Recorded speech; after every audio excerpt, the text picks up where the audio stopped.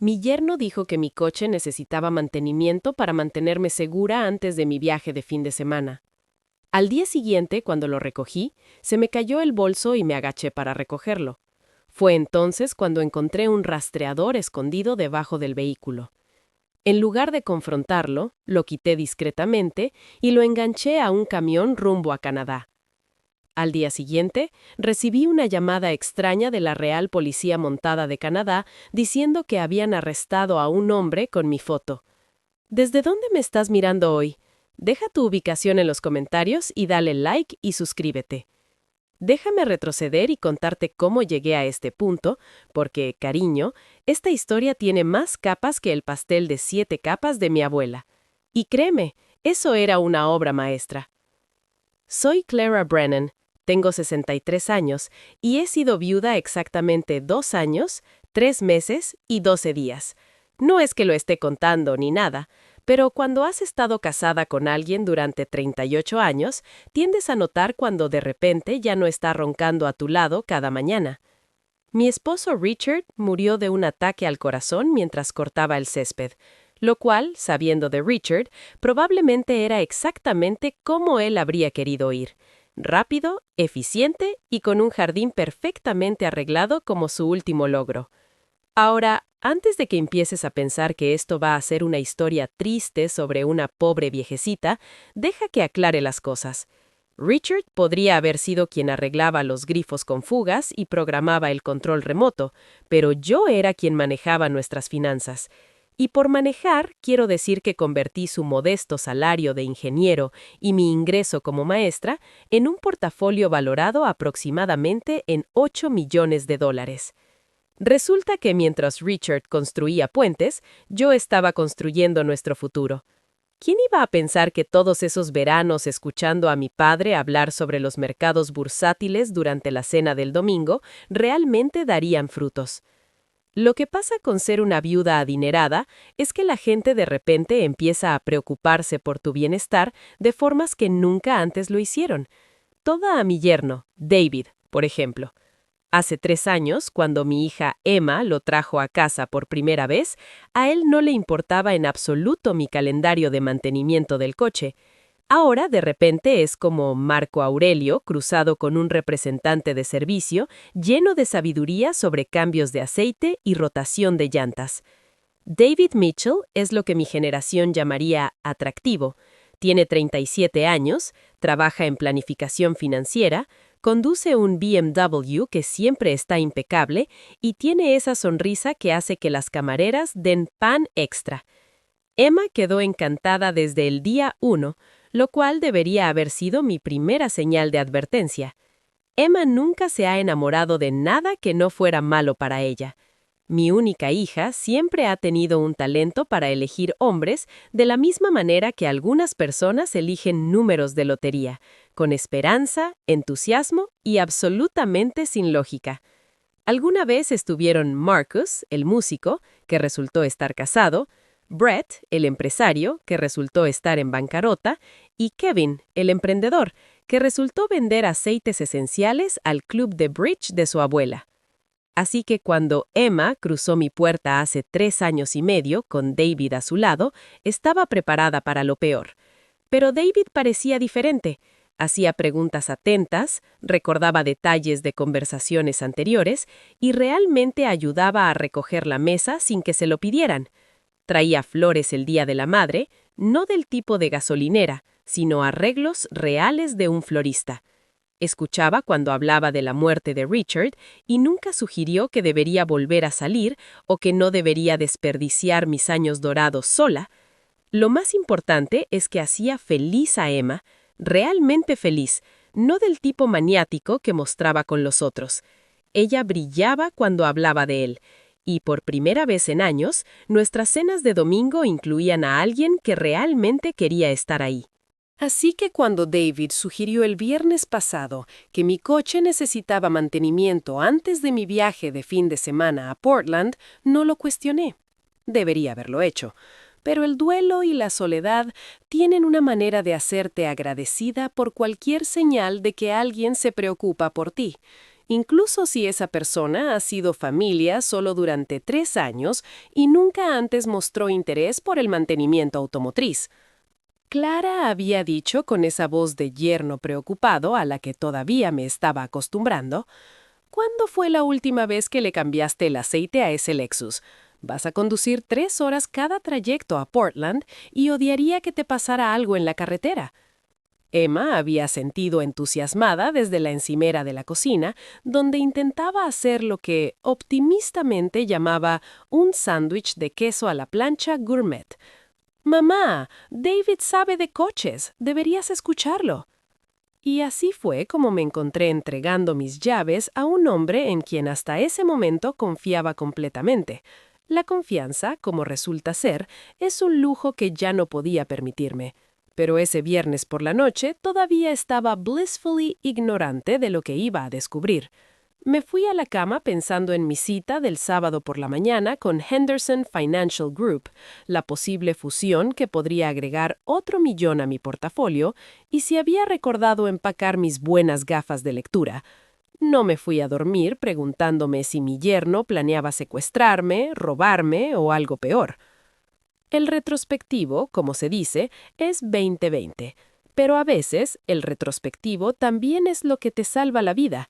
El sábado por la mañana llegó con ese aire fresco de octubre que te hace creer en nuevos comienzos, lo cual parece irónico ahora considerando lo que estaba a punto de descubrir. Siempre he sido madrugadora, un hábito heredado de 35 años enseñando historia en la secundaria, donde llegar tarde significaba enfrentar a 200 adolescentes con cafeína que podían detectar debilidad como los tiburones huelen el agua en el agua. Mi casa estaba tranquila de la manera en que solo las casas realmente caras pueden estar: ventanas de doble panel, aislamiento de calidad y paredes gruesas que Richard había insistido cuando la construimos hace 25 años. Clara había dicho en ese entonces: si vamos a construir la casa de nuestros sueños, hagámoslo bien. El hombre podía ser terco sobre cómo cargar el lavavajillas, pero tenía un excelente gusto para los contratistas. La puerta del garaje se abrió con un zumbido, revelando mi impecable Lexus ES350 plateado. David lo había traído de vuelta la noche anterior. Entregó las llaves con una sonrisa satisfecha y una explicación detallada de todo lo que los mecánicos supuestamente habían revisado: filtros de aceite, correas, todo el paquete completo, dijo. Debería funcionar como un sueño ahora. Yo le di las gracias, pensando qué hombre tan considerado había elegido mi hija. Ya ves, cuánto sabía yo. El trayecto a mi primera cita debía haber tomado 20 minutos, pero el tráfico tenía otros planes. Algún genio decidió que la mañana del sábado era el momento perfecto para repavimentar la mitad del centro de Portland, así que me encontré avanzando por la calle Elm a la velocidad aproximada del movimiento continental, lo cual estaba bien para mí. A los 63 he aprendido que llegar temprano a una reunión es un movimiento de poder, pero llegar puntualmente con estilo es un arte. Portland Financial Group ocupaba los 2 pisos superiores de un edificio de cristal que probablemente costaba más en limpiar que lo que la mayoría gana en un año. Yo había estado trabajando con Henderson Financial durante los últimos 6 meses en lo que ellos llamaban una oportunidad de adquisición estratégica, y lo que yo llamaba comprar una empresa porque podía. La verdad es que después de que Richard murió, descubrí que sentarme a sentir lástima por mí misma era aburrido e improductivo. Resulta que hacer dinero es una excelente distracción del duelo.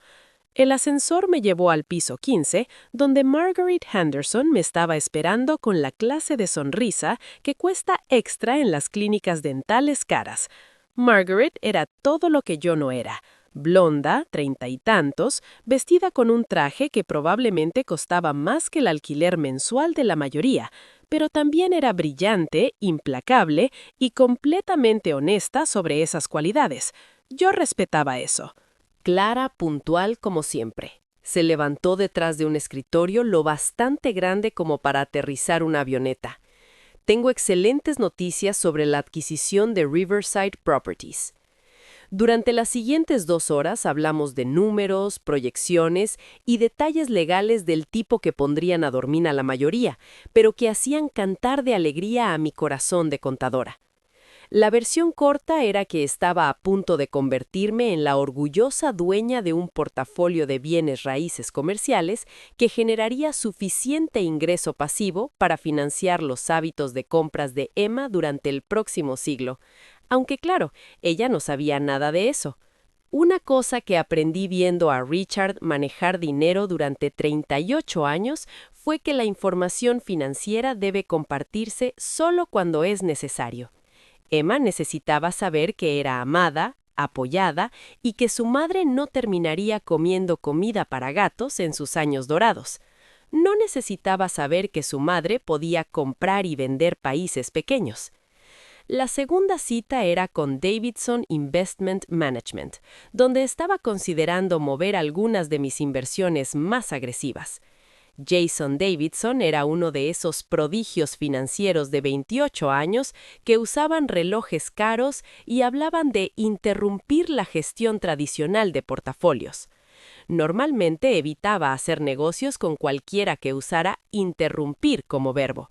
Pero Jason me había generado un rendimiento del 17% el año pasado, lo cual compraba mucha tolerancia para vocabulario moderno.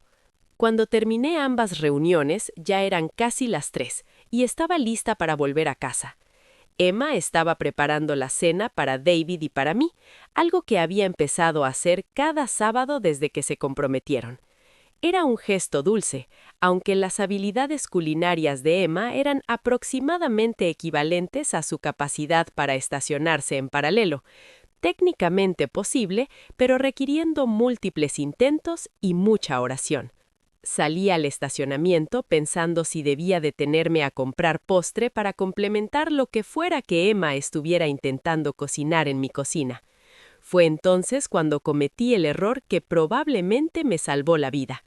Mientras me acercaba a mi coche, luchaba con mi bolso, intentando sacar las llaves, mis gafas de lectura y el boleto del estacionamiento al mismo tiempo. Por eso los bolsos de mujer son básicamente unidades de almacenamiento portátiles. Nunca sabemos qué emergencia podría requerir acceso inmediato a bálsamo labial, antiácidos o, en este caso, llaves enterradas bajo recibos de toda la temporada. El bolso cayó, no de forma dramática, no de forma cinematográfica, solo la típica caída de una mujer de mediana edad que intenta manejar demasiadas cosas a la vez.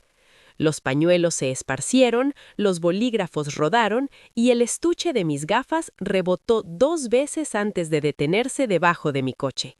Me agaché para recoger todo, murmurando palabras que me habrían puesto en deber de detención cuando era maestra. Fue entonces cuando lo vi. Sujetado a la parte inferior de mi coche, justo detrás del guardabarros delantero, era un pequeño dispositivo negro del tamaño de una baraja de cartas.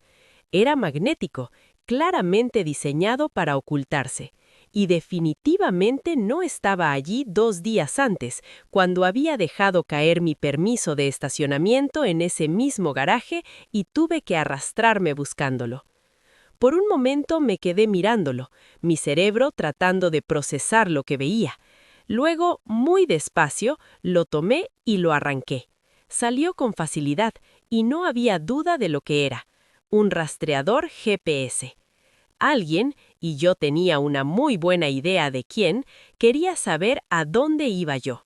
Me senté en mi coche durante aproximadamente 10 minutos mirando ese rastreador como si fuera una araña venenosa que acababa de salir de mi taza de café.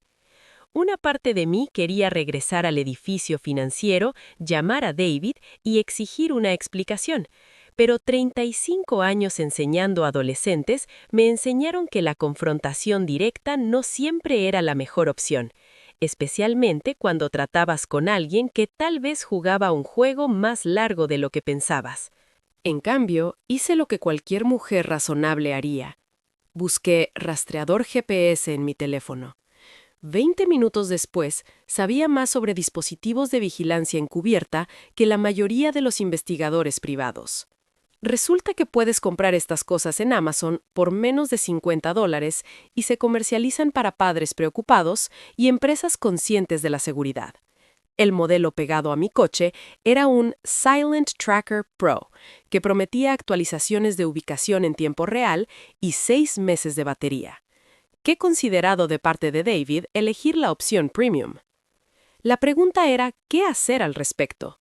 Mi primer instinto fue llamar a Emma, pero eso la pondría en una posición imposible entre su madre y su prometido. Mi segundo instinto fue confrontar a David directamente, pero eso asumía que estaba actuando solo, lo cual podría no ser el caso. Y mi tercer instinto, que empezaba a parecer la opción más inteligente, era darle la vuelta a este pequeño juego de espionaje contra quien fuera que lo hubiera empezado. Verás, una ventaja de ser una viuda adinerada es que la gente tiende a subestimarte. Asumen que porque tienes más de 60 y eres mujer, eres automáticamente indefensa, confundida y fácil de manipular. Lo que no se dan cuenta es que he pasado los últimos 40 años lidiando con adolescentes, auditores de impuestos y compañías de seguros. Sé cómo detectar a un estafador y sé cómo superarlo. Conduje a Radio Shack. Sí, todavía existen, apenas, y compré una pequeña caja magnética, adhesivo industrial y un teléfono celular de prepago. Luego manejé hasta la parada de camiones en la autopista 84, donde los camioneros de rutas largas tomaban café y combustible antes de salir a cruzar el país. El plan era simple. Yo colocaría el rastreador de David en un camión que fuera a algún lugar muy, muy lejano, y luego vería qué pasaba cuando mi supuesta ubicación empezara a moverse en direcciones a las que nunca había tenido intención de ir. Si David me estaba rastreando por razones inocentes, lo cual parecía tan probable como que Emma desarrollara habilidades reales para la cocina, entonces no pasaría nada. Pero si me estaba siguiendo por razones menos inocentes, entonces las cosas podrían ponerse muy interesantes muy rápido. Elegí un camión con placas canadienses y una licencia que indicaba que se dirigía a Vancouver. Perfecto. Coloqué el rastreador en la parte inferior del remolque, dije una pequeña oración para no causar un incidente internacional y conduje a casa para ver qué ocurría después. El camino de regreso me dio tiempo para pensar, lo cual no necesariamente era una bendición, porque cuanto más pensaba en el repentino interés de David en el mantenimiento de mi coche, más empezaban a encajar otros pequeños detalles, como cuando había empezado a hacer preguntas sobre mi portafolio de inversión durante las cenas familiares. Nada obvio, solo preguntas casuales sobre si estaba diversificando correctamente y si había considerado actualizar mi planificación patrimonial. En su momento, pensé que estaba siendo profesionalmente servicial, ya que la planificación financiera era su trabajo. Ahora me preguntaba si estaba haciendo reconocimiento. O cuando se ofreció a ayudarme a organizar los papeles de Richard después del funeral y pareció particularmente interesado en los documentos de seguro de vida y estados bancarios. Yo había estado agradecida por la ayuda en ese momento porque el duelo había convertido mis habilidades de organización en algo parecido a la caja de juguetes de un niño pequeño. Pero mirando atrás, David había pasado mucho tiempo fotografiando documentos para tus registros con su teléfono. Luego estaba la manera en que animó a Emma a mudarse de nuevo conmigo después del compromiso, sugiriendo que sería bueno para ambas si se quedaba en su antiguo cuarto de la infancia durante unos meses mientras planeaban la boda. Emma, que había vivido sola desde la universidad, pareció sorprendida por la sugerencia, pero estuvo de acuerdo porque David era tan considerado con las relaciones familiares. Ahora me preguntaba si tener a Emma en mi casa era menos por consideración y más por tener una fuente interna de mis rutinas diarias, planes de viaje y vulnerabilidades generales. Cuando entré en mi entrada, ya me había trabajado a mí misma hasta un tipo de furia fría que vuelve peligrosas a las mujeres inteligentes. Pero también había tomado una decisión. Si David estaba jugando conmigo, yo iba a jugar de vuelta, y iba a ganar. Porque aquí está lo que David no sabía sobre mí. Podría ser una viuda de 63 años, pero también era una mujer que había logrado convertir un salario de maestra en una fortuna de 8 millones sin que nadie lo notara. Había superado a auditores del IRS, había vencido a estafadores de inversiones y había negociado acuerdos comerciales con hombres que asumían que no entendía matemáticas básicas. Si David pensaba que podía manipularme porque era mayor, mujer y recién viuda, estaba a punto de aprender cuán equivocado podía estar un hombre inteligente. Entré en mi casa, abracé a mi hija, la felicité por lo que fuera que estuviera quemando en la cocina y sonreí a mi yerno como si nada hubiera cambiado. Pero todo había cambiado, solo que no estaba lista para que él lo supiera todavía. La mañana del domingo llegó con ese tipo de calma engañosa que debería haberme advertido que algo estaba a punto de salir espectacularmente mal. Estaba sentada en mi mesa, tomando café en la taza favorita de Richard, la que decía el esposo más adecuado del mundo, que Emma le había regalado años atrás, cuando mi teléfono sonó. La identificación mostraba un número que no reconocía, con código de área 780. Normalmente lo habría dejado ir al buzón de voz, pero algo en el momento me hizo contestar. Señora Brennan, este es el sargento Mitchell Wright de la Policía Montada de Canadá, en Alberta, Canadá. Casi dejé caer la taza de café. En ninguno de mis escenarios sobre lo que podría pasar cuando David descubriera que su rastreador iba rumbo a Canadá, estaba incluida una llamada de la Policía Real. Sí, soy Clara Brennan, dije, intentando mantener la voz firme. ¿Está todo bien, sargento? Señora Brennan, tenemos una situación aquí en la que quizá pueda ayudarnos. Esta mañana arrestamos a un hombre llamado Vincent Torres en una parada de camiones cerca de Calgary. Se comportaba de manera sospechosa alrededor de uno de los camiones, y cuando lo registramos encontramos una fotografía suya junto con información personal bastante detallada. Mi sangre se convirtió en agua helada. ¿Lo siento, qué? Señora Brennan, este individuo tenía la dirección de su casa, su rutina diaria, información sobre su coche y lo que parecen ser notas de vigilancia que datan de varias semanas. Cuando lo confrontamos sobre cómo obtuvo esta información, se puso extremadamente agitado y empezó a exigir hablar con alguien llamado David sobre un pago que se le debía. Me dejé caer en la silla de mi cocina con la mente acelerada. Sargento Wright, creo que necesito decirle algo importante.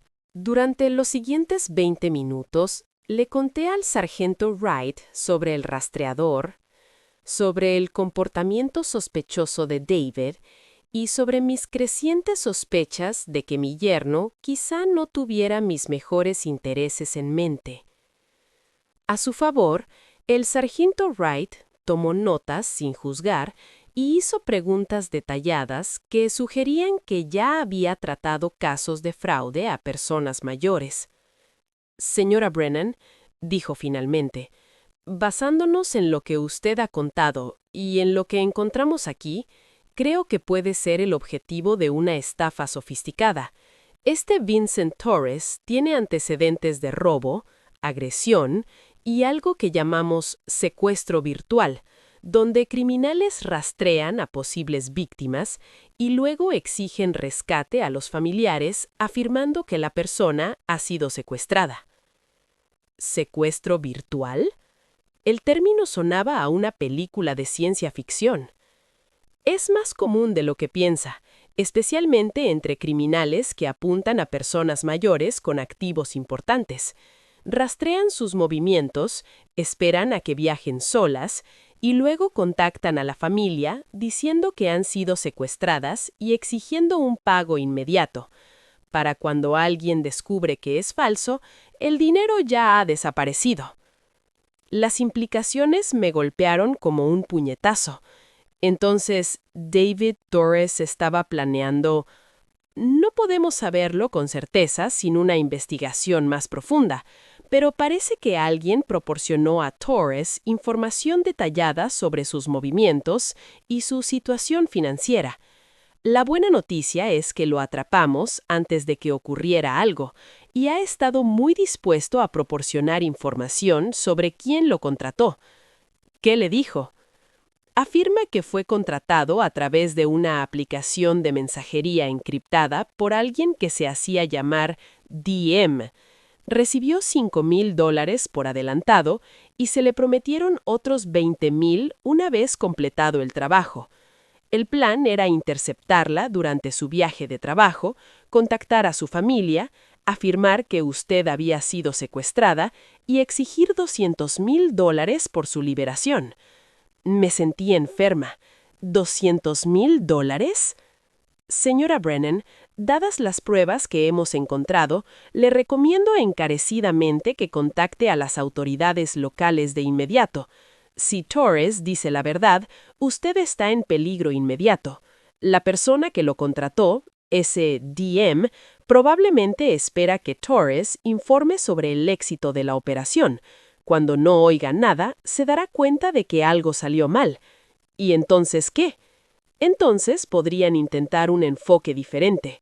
Señora Brennan, las personas que están lo suficientemente desesperadas para organizar secuestros no suelen rendirse cuando el plan A falla. Pasan al plan B.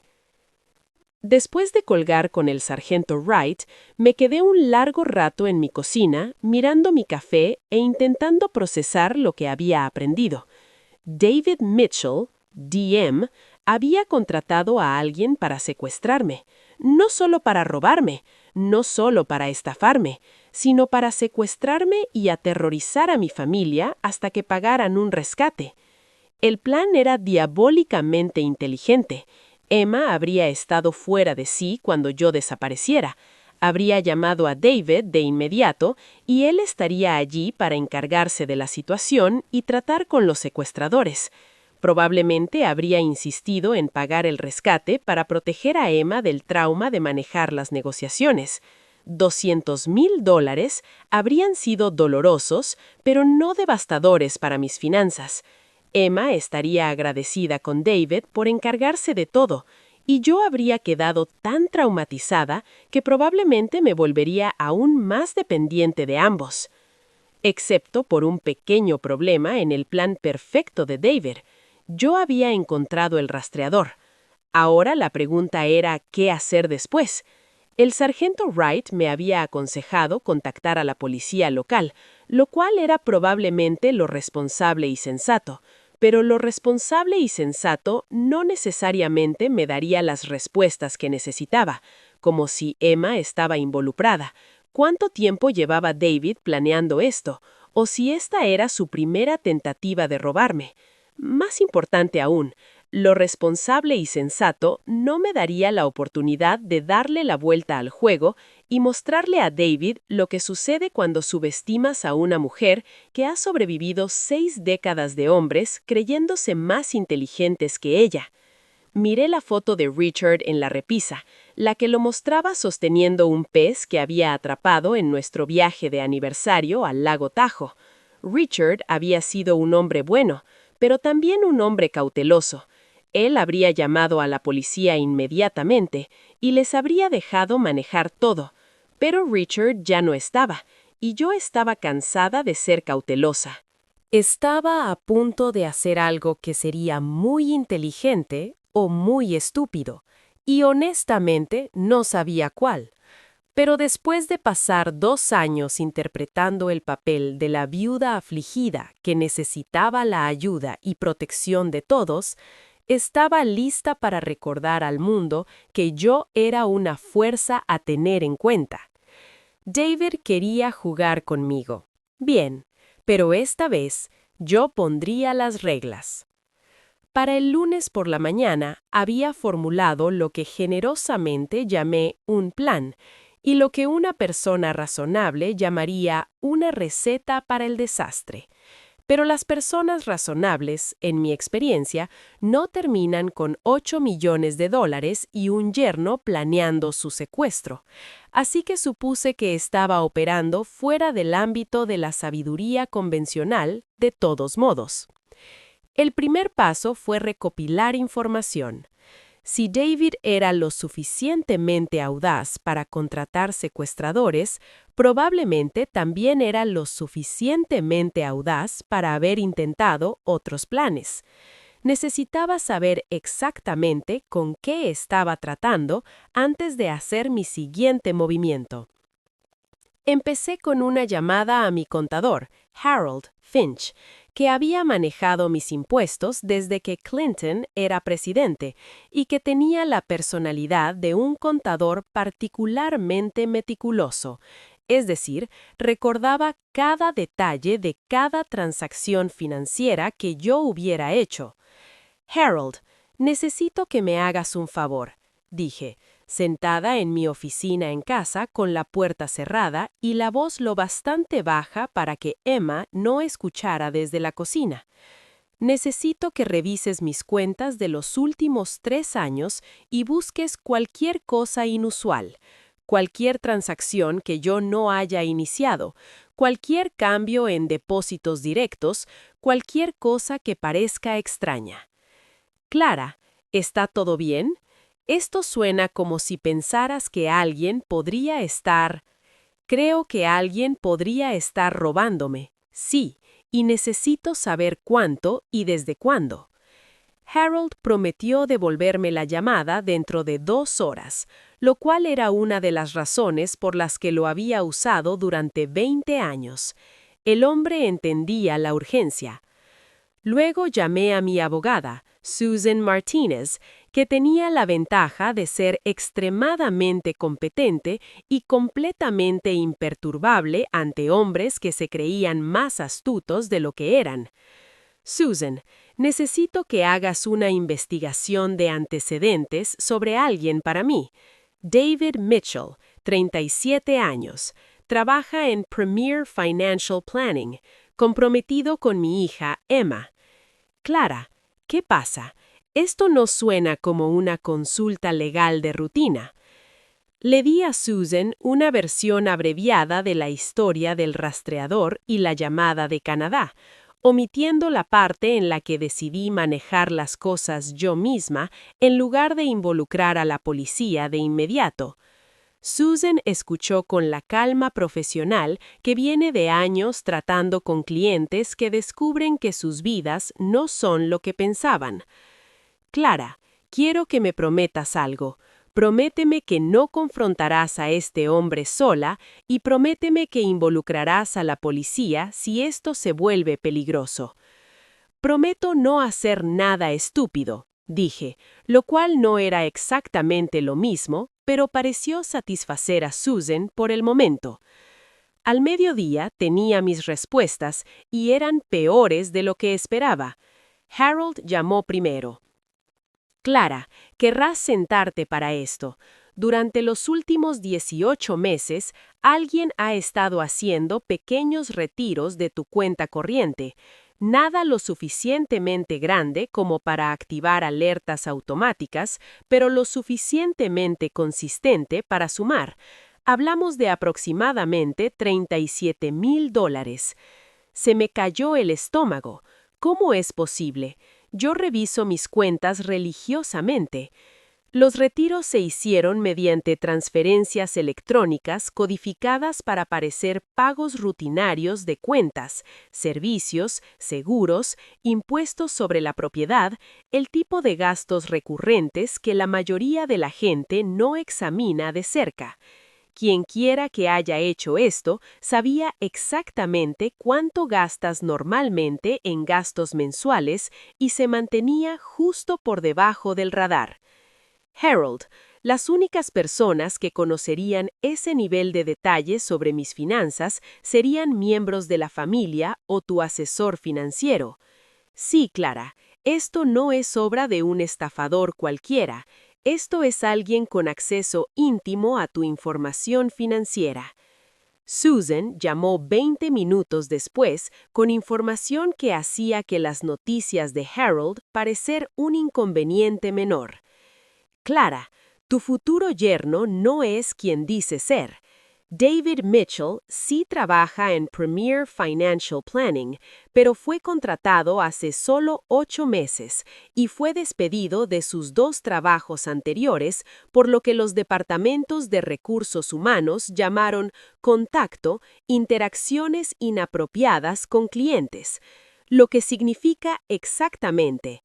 Significa que fue atrapado tratando de manipular a clientes mayores para que invirtieran en estrategias cuestionables que lo beneficiarían personalmente. También tiene serias deudas de juego. Hablamos de cifras de 6 dígitos adeudadas a algunas personas muy desagradables en Atlantic City.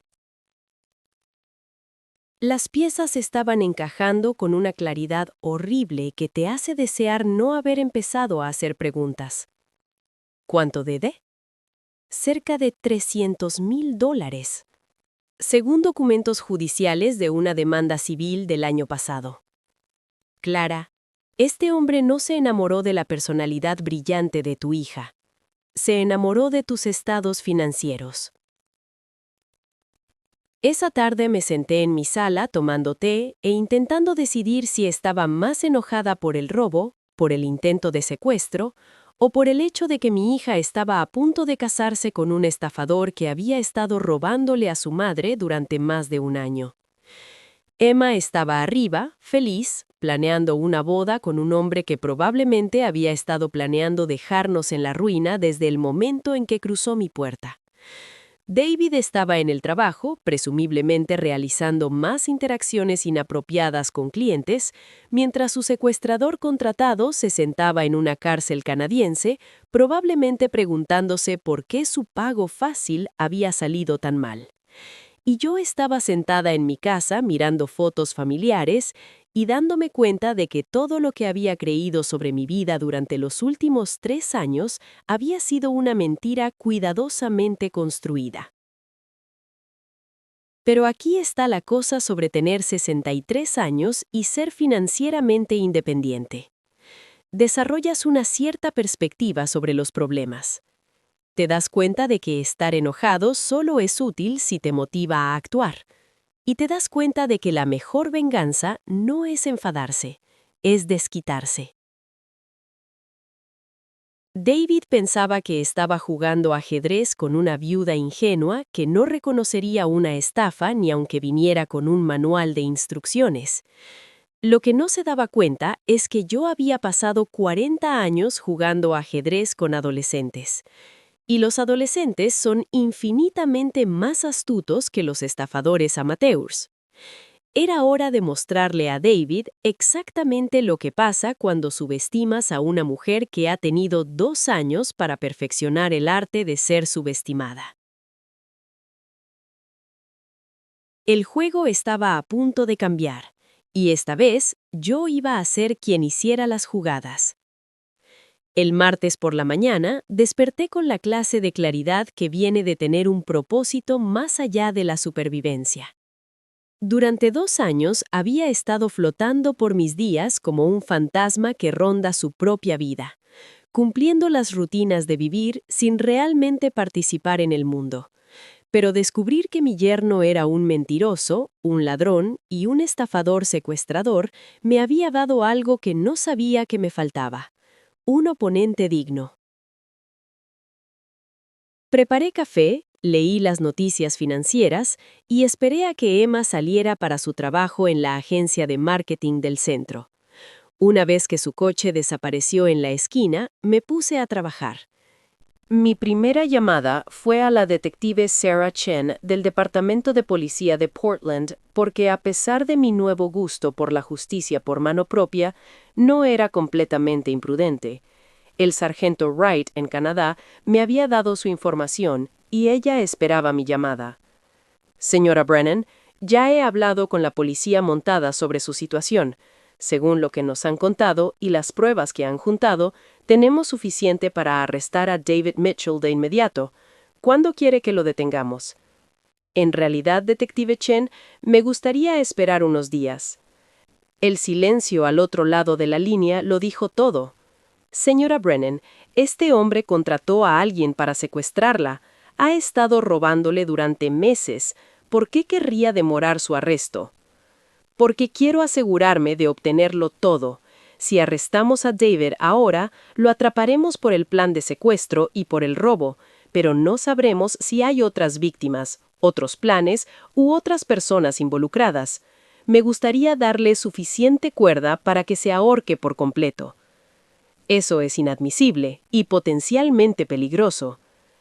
Detective, he tratado con personas peligrosas durante 40 años, solo que eran más pequeñas y tenían mejores excusas para su comportamiento. Puedo manejar a David Mitchell unos días más. Lo que no le dije a la detective Chen era que yo ya había empezado mi propia investigación. Mientras ella se preocupaba por mi seguridad, yo me preocupaba por mi dignidad. David había cometido el error de pensar que era más listo que yo, y yo pensaba demostrarle cuán equivocado estaba antes de que la policía se lo llevara esposado. Después de colgar con la detective Chen, hice mi segunda llamada del día. Esta a Marcus Webb de Webb Investigations. Marcus era un ex agente del FBI especializado en fraude corporativo y me había ayudado a investigar los antecedentes de un posible socio comercial hace 2 años. Tenía el tipo de enfoque metódico para recopilar pruebas que yo apreciaba. Además, cobraba tarifas razonables y no hablaba condescendientemente a clientes que casualmente eran mujeres y mayores de 60 años. Clara, qué gusto escucharte. Por favor, dime que esto no es otra solicitud de diligencia debida. Todavía me estoy recuperando de la última fusión que me pediste investigar. En realidad, Marcus, esto es personal. Necesito que realices vigilancia completa sobre alguien y necesito que se haga sin que la persona sepa que está siendo observada. Esto suena a problemas familiares. Durante los siguientes 30 minutos le expliqué la situación de David a Marcus, quien escuchó con la calma profesional que viene de haber visto todas las posibles variaciones de traición humana durante una carrera de 20 años en la ley. Clara, lo que estás describiendo es un clásico esquema de fraude a personas mayores a largo plazo, con cierta sofisticación inusual. La mayoría de los estafadores que apuntan a personas mayores buscan ganancias rápidas. Este David ha estado jugando un juego de 3 años, lo que sugiere paciencia excepcional o desesperación excepcional. Mi apuesta es desesperación. Aparentemente debe $300,000 a personas que no son conocidas por su naturaleza comprensiva. Eso lo explica Clara. Puedo tener vigilancia sobre este tipo en 24 horas, pero tengo que preguntar, ¿por qué no dejar que la policía se encargue? Ya tiene suficiente evidencia para detenerlo. Porque quiero entender el alcance completo de lo que ha estado haciendo y porque quiero asegurarme de que Emma esté protegida de cualquier consecuencia que venga después. Lo que no le dije a Marcus era que también quería que David experimentara la misma sensación de impotencia y violación que yo sentí cuando descubrí su rastreador. Quería que supiera lo que se siente tener a alguien vigilando cada uno de sus movimientos, recopilando pruebas de sus secretos y preparándose para destruir sus mentiras cuidadosamente construidas. Llámalo venganza pequeña o llámalo justicia.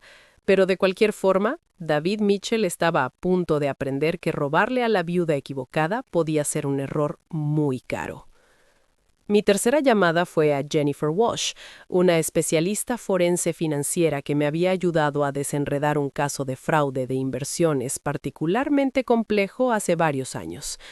Jennifer tenía la habilidad de seguir el rastro del dinero a través de capas de compañías pantalla y cuentas offshore que harían llorar de alegría a cualquier contadora forense. Jennifer, necesito que realices una investigación financiera completa sobre alguien.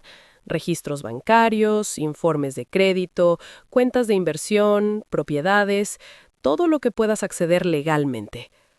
¡Clara! Sabes que me encantan los retos, pero esto suena como si me mantuviera ocupada semanas. ¿Qué tipo de plazo estamos hablando? Necesito resultados preliminares en 48 horas y un informe completo dentro de una semana. Eso es ambicioso. Esto te va a costar. El dinero no es un problema. La precisión y la rapidez son mis únicas prioridades. Al mediodía tenía 3 profesionales trabajando para reunir información que confirmara mis sospechas sobre David o revelara que la situación era incluso peor de lo que había imaginado. Ahora venía la parte más difícil: actuar con normalidad alrededor de Emma y David mientras esperaba los resultados de la investigación. Emma llegó a casa a almorzar, lo que había empezado a hacer desde que se mudó de nuevo conmigo, supuestamente para cuidarme, pero en realidad porque la cafetería de la oficina servía comida que generosamente podría describirse como castigo nutricional. Se sentó en la barra de mi cocina, comiendo un sándwich y parloteando sobre los planes de su boda, mientras yo daba todas las respuestas maternas apropiadas. Mamá, David cree que deberíamos hacer la recepción en el Riverside Country Club. Es hermoso, pero tan caro. ¿Estás segura de querer contribuir tanto a la boda? La ironía era casi insoportable. David me estaba robando para pagar sus deudas de juego, mientras planeaba una boda elaborada financiada con mi dinero robado. La audacia era impresionante de una manera sociopática. Cariño, es tu boda. Quiero que sea perfecta sin importar el costo. Eres la mejor mamá del mundo, dijo Emma abrazándome con un cariño agradecido que me hacía querer protegerla de la verdad el mayor tiempo posible. Pero proteger a veces requiere destrucción primero, y David Mitchell estaba a punto de descubrir que algunas viudas muerden de vuelta. La noche de miércoles llegó el primer fragmento del informe de vigilancia de Marcus Webb y confirmó que mis instintos sobre David habían sido catastróficamente demasiado optimistas. Aparentemente, contratar secuestradores era solo la última escalada en una carrera criminal que llevaba años ganando impulso. Me senté en mi oficina leyendo los hallazgos preliminares de Marcus, mientras Emma y David cenaban en un restaurante de moda del centro. Por supuesto, me habían invitado, pero yo había declinado con dolor de cabeza, lo cual no era del todo inventado, dado lo que estaba aprendiendo sobre mi futuro yerno. Según Marcus David, había pasado el martes visitando 3 lugares que eran extremadamente interesantes desde un punto de vista investigativo: una unidad de almacenamiento en las afueras de la ciudad, un servicio de buzones privados especializado en proporcionar direcciones anónimas a cambio de una tarifa, y una reunión con 2 hombres en una cafetería que tenían antecedentes criminales por usura y lavado de dinero. Clara, había escrito Marcus en su informe, tu yerno está operando lo que parece ser una sofisticada operación de fraude financiero. La unidad de almacenamiento contiene cajas de documentos, posiblemente registros financieros robados de otras víctimas. El servicio de buzones es del tipo que usan las personas que no quieren que sus direcciones reales se asocien con sus actividades comerciales. Y los 2 hombres con los que se reunió son ambos asociados de Tony Marchetti, que dirige la mayor operación de juego ilegal en la costa este. Tony Marchetti. Incluso yo conocía ese nombre y me había asegurado de evitar conocer nombres de criminales. Marchetti era el tipo de hombre que aparecía en artículos de periódicos sobre investigaciones federales y misteriosamente desaparecían los testigos. Si David debía dinero a la organización de Marchetti, no solo estaba desesperado, probablemente estaba aterrorizado. La investigación financiera de Jennifer Walsh había descubierto información igualmente perturbadora. David no solo tenía deudas de juego, tenía un patrón de apuntar a mujeres mayores con activos importantes, ganarse su confianza y luego drenar sistemáticamente sus cuentas. Yo era aparentemente la víctima número 4 en lo que parecía ser una carrera que abarcaba casi una década. Clara, este hombre es un profesional, me había dicho Jennifer durante nuestra llamada telefónica esa tarde. Es sofisticado, paciente y extremadamente peligroso. Las 3 mujeres anteriores que atacó perdieron sumas sustanciales de dinero. Una mujer perdió todos sus ahorros de $400,000 antes de que su familia descubriera lo que estaba pasando. ¿Qué le pasó después? Nada. La mujer estaba demasiado avergonzada para presentar cargos, y para cuando su familia intervino, David se había mudado a otro estado y empezado de nuevo con una nueva identidad. Esta es la 4ª identidad que he podido rastrear. 4ª identidad. Eso significaba que David Mitchell ni siquiera era su nombre real, lo que explicaba por qué Emma nunca había podido encontrar rastro de su familia o amigos de infancia cuando intentaba planear actividades para la despedida de soltero con sus viejos amigos. Para el jueves por la mañana tenía suficiente evidencia para encarcelar a David durante décadas, pero también tenía un nuevo problema. Según la vigilancia de Marcus, David estaba poniéndose nervioso. Había estado haciendo llamadas inusuales, visitando su unidad de almacenamiento varias veces y había reservado un vuelo a Miami para el lunes siguiente, un vuelo que Emma no sabía. La detective Chen me llamó el jueves por la tarde con una actualización desde Canadá que hacía la situación aún más urgente. Señora Brennan, Vincent Torres ha sido muy cooperativo con nuestra investigación. Ha proporcionado información detallada sobre sus comunicaciones con la persona que lo contrató, incluyendo cadenas de correo electrónico y grabaciones de voz. El problema es que Torres afirma que debía llamar a su empleador todos los días para informar sobre el progreso de la vigilancia. No llamó ayer porque obviamente está en la cárcel, lo que significa que David sabe que algo salió mal. Exactamente, señora Brennan. Creemos que puede estar preparándose para desaparecer. Según lo que Torres nos ha contado, su yerno tiene un plan de escape que implica liquidar activos rápidamente y salir del país. Si huye, puede que nunca lo atrapemos y usted puede que nunca recupere su dinero robado. Esa tarde tomé una decisión que era brillantemente estratégica o increíblemente estúpida. En lugar de llamar a la policía para arrestar a David de inmediato, decidí acelerar mi propio cronograma. Llamé a Emma al trabajo y le pedí que trajera a David a cenar el viernes por la noche. Quiero hablar del presupuesto de la boda, le dije, lo cual era cierto de una manera que pronto se volvería clara. Mamá, eso es tan dulce de tu parte. David estará encantado. Ha estado preocupado por los gastos. Apuesto a que sí. El viernes por la noche preparé lo que llamé en privado mi última cena. Pollo asado con todos los acompañantes, el vino favorito de David y pastel de chocolate de la panadería que Emma adoraba. Si esta iba a ser nuestra última cena familiar, quería que fuera memorable. Emma llegó primero, burbujeando de emoción por los planes de la boda y completamente ajena al hecho de que su prometido era un criminal profesional que había planeado secuestrar a su madre. David llegó 20 minutos después, cargando flores y con la clase de sonrisa que ahora reconocía como su expresión de manipulación a mujeres mayores.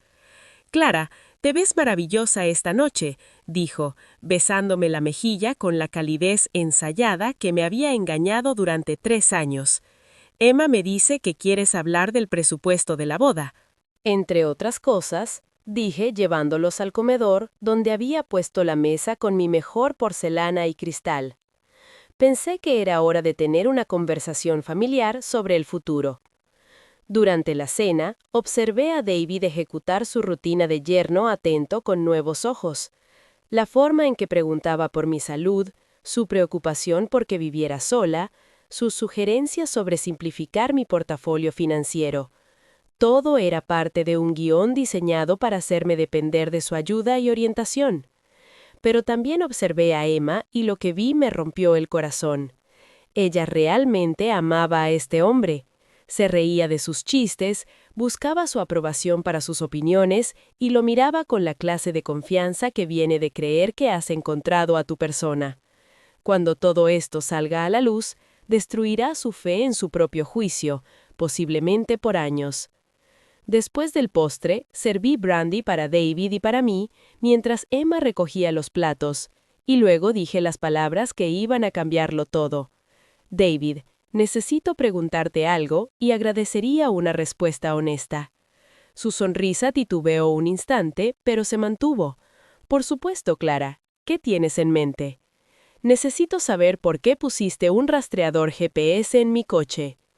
El silencio que siguió a mi pregunta fue tan absoluto que pude oír el reloj de péndula en el pasillo y a Emma cargando platos en el lavavajillas. El rostro de David pasó por una serie de microexpresiones, sorpresa, confusión, cálculo, antes de instalarse en lo que había aprendido a reconocer como su mirada preocupada y ligeramente herida. «Clara, no estoy seguro de qué hablas. Un rastreador GPS, el que colocaste en mi coche cuando lo llevaste al mantenimiento la semana pasada, el que encontré en el aparcamiento en Portland, el que ahora mismo está viajando por la naturaleza canadiense, pegado a un camión rumbo a Vancouver. Emma apareció en el marco de la puerta con un paño de cocina en las manos, confundida. «Mamá, ¿de qué estás hablando?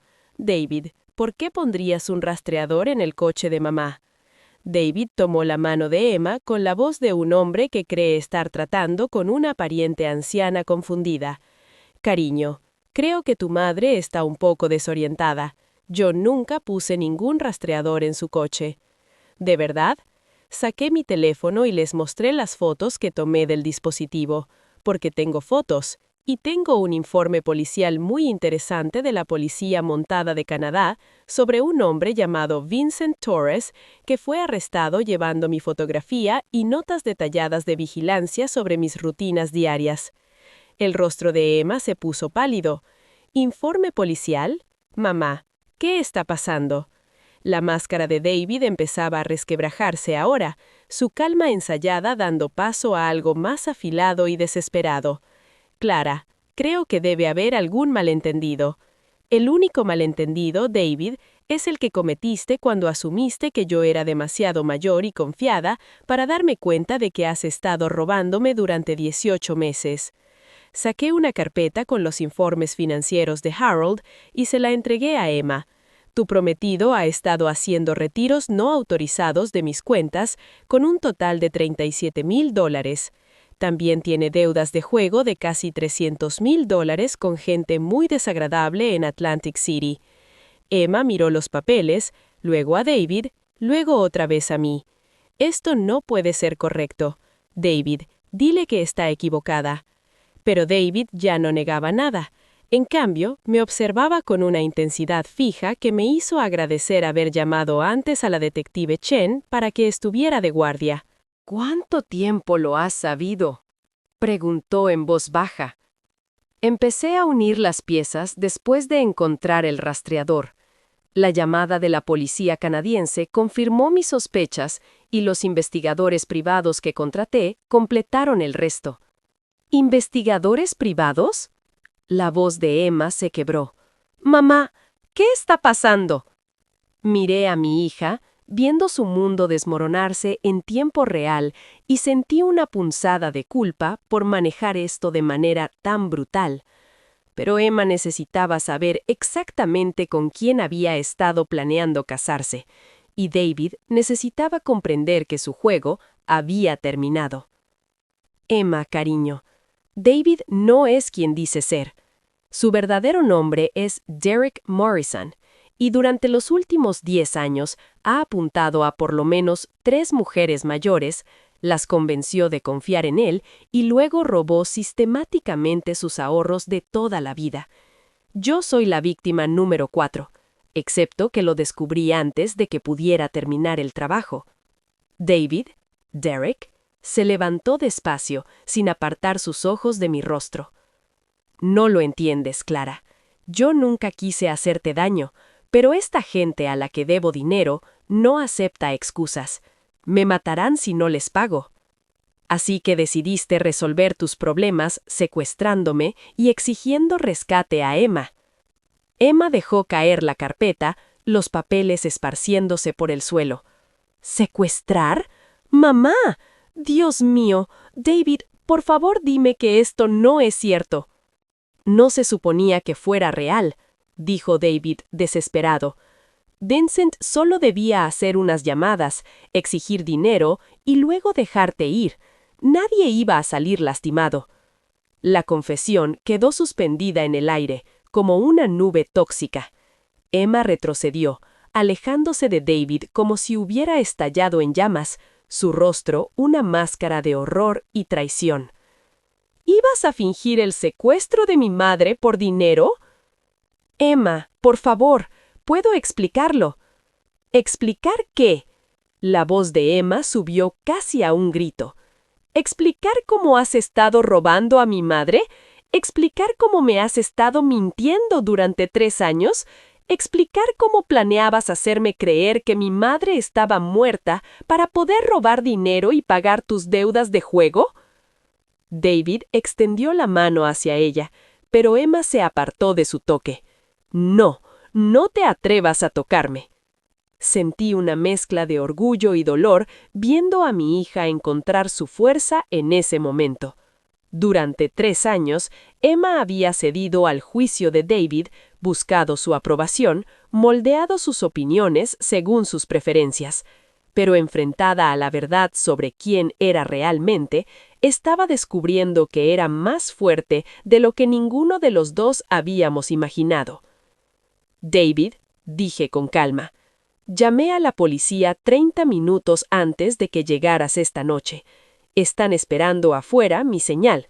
Tienes exactamente una oportunidad para hacer lo correcto aquí. ¿Qué es eso? Confesarle a Emma. Decirle todo sobre las otras mujeres a las que has robado, sobre tu verdadero nombre, sobre cómo planeabas desaparecer después de vaciar mis cuentas. Dale el respeto de saber exactamente con quién estaba a punto de casarse. David miró a Emma, luego a mí, luego a la carpeta de pruebas esparcida en el suelo de mi comedor. Por un momento pensé que realmente lo haría, que realmente diría la verdad y aceptaría las consecuencias de sus acciones. En cambio, salió corriendo hacia la puerta trasera. Recorrió aproximadamente 5 metros por mi patio trasero antes de que la detective Chen y 2 oficiales uniformados lo derribaran junto a los rosales premiados de Richard. El arresto fue rápido, profesional y enormemente satisfactorio de ver desde la ventana de mi cocina. Emma se quedó a mi lado, lágrimas corriendo por su rostro, viendo al hombre con el que había planeado casarse, recibir sus derechos y ser subido a un coche de policía. «Mamá», susurró, «lo siento tanto. Lo traje a nuestras vidas. Confié en él. Casi me dejas destruirte». Abracé a mi hija y la sostuve mientras lloraba. «Cariño, esto no es tu culpa. David es un estafador profesional. Engañar a la gente es lo que hace para ganarse la vida. Pero debería haber visto las señales. Debería haberte protegido». «Emma, no podías haberlo sabido. Además», dije, viendo cómo el coche de policía desaparecía por nuestra calle con su carga muy valiosa, me protegí perfectamente. 3 semanas después del arresto de David, estaba sentada en la oficina de la fiscal asistente, Patricia Hernández, aprendiendo que la carrera criminal de mi exyerno había sido aún más impresionante de lo que había imaginado. El hombre que conocía como David Mitchell, en realidad había nacido Derek Morrison, en Buffalo, Nueva York, hace 42 años, lo que lo hacía 5 años mayor de lo que había dicho y significativamente más experimentado en el arte de estafar a mujeres mayores.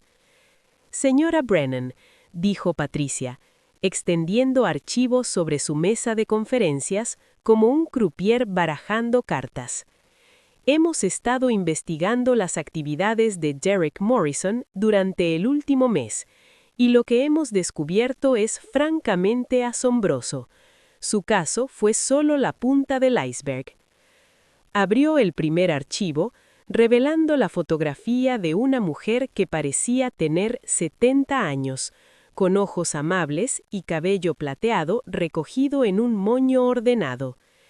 Esta es Margaret Wellington, de Sarasota, Florida.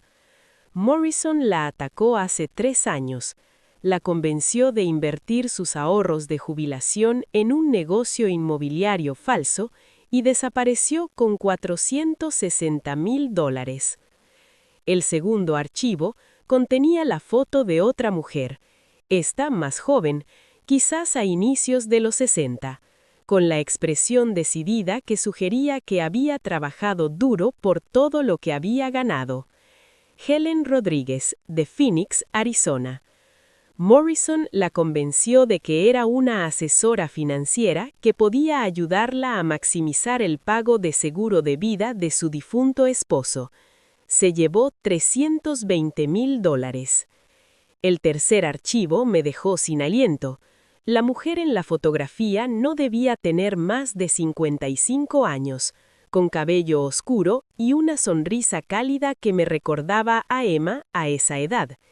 Y esta es Janet Pierce, de Charleston, Carolina del Sur, la víctima más reciente de Morrison antes de ti. La convenció de liquidar su negocio para invertir en sus oportunidades de inversión exclusivas. Perdió todo, sus ahorros, su negocio, su casa. Actualmente vive con su hija adulta y trabaja en comercio minorista a los 58 años.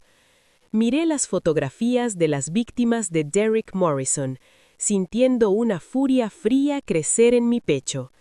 Estas no eran solo estadísticas o archivos de casos, eran mujeres reales, cuyas vidas habían sido destruidas por un hombre al que había recibido en mi casa y en quien había confiado la felicidad de mi hija. ¿Cuántas más?, pregunté. Seguimos investigando, pero creemos que Morrison ha estado realizando estos fraudes por al menos 12 años, estimación conservadora, 15 a 20 víctimas. Pérdidas totales acercándose a $3 millones. $3 millones robados a mujeres que habían confiado en el hombre equivocado. Mujeres que no solo habían perdido su dinero, sino su seguridad, su independencia y su fe en su propio juicio. ¿Y qué le pasa ahora? La sonrisa de Patricia era del tipo que sugería que disfrutaba su trabajo más de lo que probablemente era sano. Señora Brennan, Derek Morrison enfrenta cargos federales por fraude electrónico, fraude postal, conspiración para cometer secuestro y una docena más de delitos graves.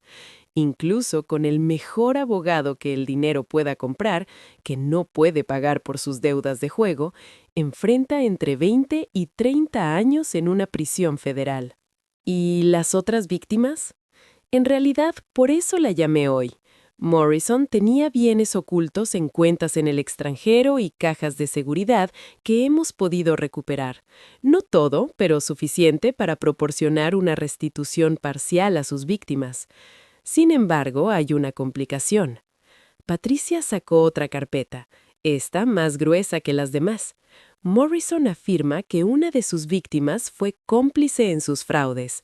Dice que esta mujer sabía que estaba estafando a otras personas y lo ayudó a seleccionar nuevas víctimas a cambio de un porcentaje de las ganancias. Sentí un frío recorrerme. ¿Quién? Asegura que fue usted, señora Brennan. Por un momento no pude hablar. La audacia era impresionante incluso para los estándares de Derek. ¿Está diciendo que yo era su cómplice? Morrison dice que usted descubrió sus actividades meses atrás, pero aceptó mantener silencio a cambio de una parte de sus ganancias de futuros fraudes. Dice que el incidente del rastreador fue planeado por ambos para desviar sospechas cuando las autoridades canadienses comenzaron a acercarse demasiado. Me reí, realmente me reí de lo absurda que era la acusación. Patricia, este hombre intentó secuestrarme, robó $37,000 de mis cuentas, contrató a un criminal para aterrorizar a mi familia y ahora asegura que yo era su socia. Morrison está desesperado, señora Brennan. Sabe que va a ir a prisión, así que está intentando arrastrar a cualquiera que pueda. La buena noticia es que su historia no se sostiene.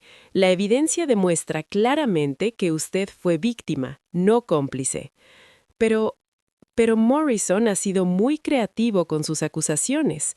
Está diciendo que su investigación fue demasiado sofisticada para una víctima común. Asegura que ninguna viuda de 63 años podría haber organizado la clase de contrainvestigación que llevó a su arresto sin ayuda profesional. Sentí un escalofrío de comprensión. ¿Está cuestionando cómo pude darle la vuelta a la situación tan eficazmente? Exacto. El abogado de Morrison va a argumentar que usted debió tener conocimiento interno de sus operaciones, posiblemente obtenido por una sociedad que salió mal. Dirán que usted solo se volvió contra él cuando se dio cuenta de que estaba a punto de ser descubierta. La ironía era casi graciosa. La caída de Derek había venido de subestimarme y ahora cometía el mismo error al revés, suponiendo que porque lo superé debía ser tan criminal como él. Patricia, ¿qué debo hacer para demostrar que no fui su cómplice? En realidad, señora Brennan, creo que deberíamos dejar que el abogado de Morrison presente ese argumento. ¿Por qué? La sonrisa de Patricia se volvió depredadora, porque cuando Derek Morrison suba al estrado a testificar que usted fue su socia criminal, tendrá que explicar en detalle exactamente cómo funcionaban sus fraudes, quiénes eran sus otras víctimas y cuánto dinero robó a cada una. Tendrá que presentar evidencia de su empresa criminal para implicarla a usted. La estrategia era elegante en su simplicidad. Derek podría intentar arrastrarme con él, pero para hacerlo tendría que confesar crímenes que la fiscalía no había podido probar por sí sola. Si intenta hacerme parecer culpable, dije lentamente, tendrá que hacerse ver aún más culpable. Exactamente. Y cuando el jurado escuche a Derek Morrison explicar cómo seleccionaba a mujeres mayores, obtenía su confianza y luego las robaba por completo, no van a verla a usted como su cómplice. Me verán como la única víctima lo suficientemente inteligente y fuerte para defenderse. Salí de la oficina de la fiscal con una sensación de ligereza que no había sentido en semanas. Derek Morrison había cometido un error final. Había asumido que porque lo había vencido, yo debía ser como él. Pero la verdad era más simple y satisfactoria. Lo había vencido precisamente porque no era nada como él. Derek era un depredador que sobrevivía apuntando a los vulnerables. Yo era una mujer que había pasado 40 años enseñando a adolescentes, manejando finanzas y resolviendo problemas que parecían imposibles hasta que los descomponías en piezas manejables. Derek pensaba que jugaba ajedrez con una viuda ingenua. Yo había estado jugando ajedrez con un hombre que ni siquiera sabía que estaba en el juego. Y pronto un jurado escucharía exactamente cómo había terminado ese juego. El juicio de Derek Morrison comenzó en una fresca mañana de enero, exactamente 4 meses después de su arresto en mi patio trasero. Me senté en la primera fila de la galería usando mi mejor traje azul marino, sintiendo que iba a ver el acto final de una obra que había estado escribiendo durante meses. Emma se sentó a mi lado con la mano apretada en la mía. Los últimos 4 meses habían sido difíciles para ella. No solo la traición y humillación de descubrir que su prometido era un criminal profesional, sino el proceso de reconstruir su sentido de confianza y juicio. Había estado en terapia, se había mudado de nuevo a su propio apartamento y poco a poco se estaba convirtiendo en la mujer segura e independiente que siempre supe que podía ser. Derek se sentó en la mesa del acusado, pareciendo un hombre que había envejecido 5 años en 4 meses. Los trajes caros habían desaparecido, reemplazados por un conjunto mal ajustado de defensor público. Su cabello estaba gañoso, su rostro demacrado, y sus ojos tenían ese cálculo desesperado que viene de saber que estás a punto de perderlo todo. Su abogado, un hombre cansado llamado Bradley Fitzgerald, había decidido seguir la estrategia que Patricia Hernández había previsto. Según los alegatos iniciales, Derek Morrison era ciertamente culpable de delitos financieros, pero había sido manipulado y controlado por un cerebro criminal que había usado su edad y aparente vulnerabilidad como cobertura para fraudes sofisticados. Ese cerebro criminal era supuestamente yo. Señoras y señores del jurado, había dicho Fitzgerald durante su declaración inicial, Mi cliente cometió errores terribles, pero él no fue el arquitecto de estos crímenes. La verdadera criminal está sentada en esta sala hoy, disfrazada de víctima. La apertura de Patricia fue más simple y devastadora. Derek Morrison es un depredador que pasó 12 años apuntando a mujeres mayores, robando sus ahorros y destruyendo sus vidas. Su última víctima, Clara Brennan, era diferente de las demás en solo una manera. Ella se defendió. El caso de la Procuraduría se desarrolló durante 3 días con testimonios de las víctimas anteriores de Derek, evidencia de sus identidades robadas, registros financieros mostrando el robo sistemático de múltiples cuentas y grabaciones de sus conversaciones con Vincent Torres sobre el plan de secuestro. Para cuando Patricia terminó su caso, Derek parecía un hombre viendo su propia ejecución. Luego vino el turno de la defensa y Bradley Fitzgerald llamó a su testigo estrella, Derek Morrison. Durante 2 horas, Derek testificó sobre sus actividades criminales con detalles excruciantes. Describió cómo identificaba a posibles víctimas, cómo ganaba su confianza, cómo drenaba sistemáticamente sus cuentas. Explicó su sistema para crear identidades falsas, sus métodos para evitar a la policía y sus técnicas para desaparecer cuando la sospecha se volvía demasiado fuerte. Y finalmente, comenzó a involucrarme. Conocí a Clara Brennan a través de su hija, testificó Derek con voz firme y confiada. Al principio pensé que era solo otra víctima, pero durante nuestra segunda reunión dejó claro que sabía exactamente quién era yo y a qué me dedicaba. Esto fue una sorpresa para mí, ya que nuestra segunda reunión había sido sobre él ayudándome a programar mi control remoto universal, pero mantuve mi expresión neutral. La señora Brennan me dijo que había estado observando mis actividades durante meses, continuó Derek. Identificó a mis víctimas anteriores, siguió mis cuentas financieras y documentó mis métodos. Dijo que podía denunciarme a la policía en cualquier momento que quisiera. Fitzgerald guió a Derek a través de mentiras cada vez más elaboradas sobre nuestra supuesta sociedad criminal. Según Derek, yo exigí el 50% de sus ganancias de futuros fraudes a cambio de mi silencio. Ayudé a identificar nuevas víctimas entre mi círculo social adinerado. Proporcioné experiencia financiera que hizo su fraude más sofisticado y difícil de detectar. La señora Brennan no era una víctima, concluyó Derek.